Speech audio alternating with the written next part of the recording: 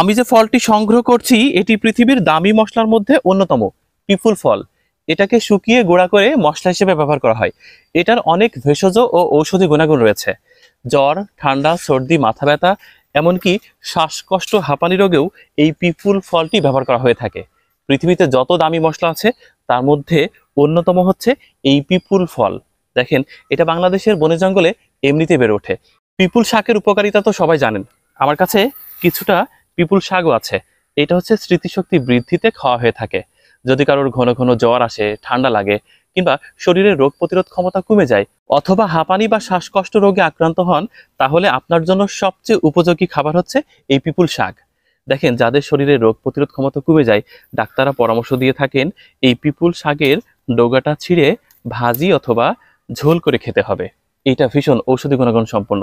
শুধু তাই না, পেটের পীড়া সংক্রান্ত যে কোনো সমস্যা নিরসন করে, হজম শক্তি ত্বরান্বিত করে। পিপুল শাকের উপকারিতা বলে কখনোই শেষ করা যাবে না। আপনার যদি প্রচন্ড মাথা ব্যথা হয়, তাহলে এর কাঁচা পাতা বেটে মাথায় লাগিয়ে দিলে ঠিক হয়ে যায়।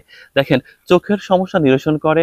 তারপর হাত পা ফেটে যাওয়া, সামনে শীত আসছে, ত্বক রুক্ষ হয়ে যাওয়া, কোনো কিছু খেতে না চাওয়াটা অর্থাৎ ক্ষুধামন্দা ভাব, সেটাও সারিয়ে তোলে পিপুল শাক। তবে মজার বিষয় কি জানেন, পিপুল শাকের এই ফলটা কিন্তু সচরাচর দেখা যায় না। আমরা এখানে দেখলাম অনেক পিপুল ফল পেকে আছে। এটাকে শুকিয়ে গুঁড়া করে অনেক দামি মশলা তৈরি করা হয়। পিপুল ফলটি দেখে খুবই আনন্দিত হলাম। এখানে আসলে একটা কথা বলাই শ্রেয়, বাংলাদেশে যাহা জঙ্গল তাহাতেই যেন মঙ্গল।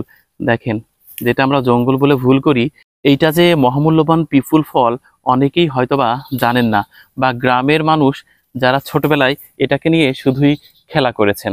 সেটা অনেক দামি মশলা, পৃথিবীতে প্রসিদ্ধ মশলার মধ্যে এইটি হচ্ছে অন্যতম।